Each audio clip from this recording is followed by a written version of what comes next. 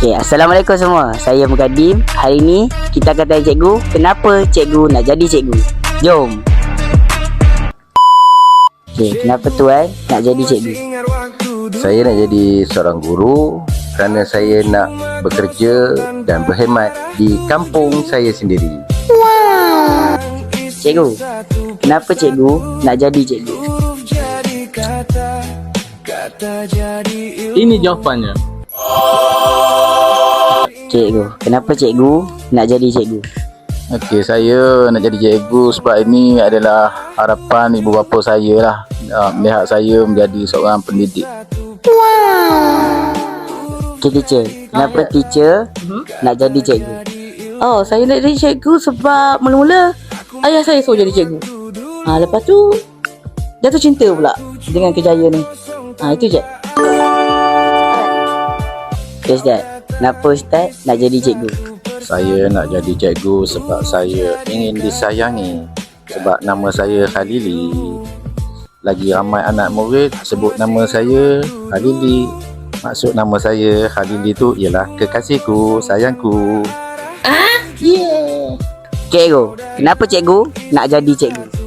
Kerana saya minat menjadi guru. Alright, teacher. Why do you want to be a teacher? I want to be a teacher because I really love English so much, and I really love teaching the students to use English at school, and they are very kind and loving people, and I love the school environment that is so relaxing to work in. So that's why. Kenapa cikgu nak jadi cikgu? Okay, kenapa cikgu minat jadi cikgu kan? Gaji banyak, dapat balik awal. Cuti banyak. Betul. Okay, bukanlah yang sebenarnya cikgu minat sangat jadi cikgu daripada kecil dulu.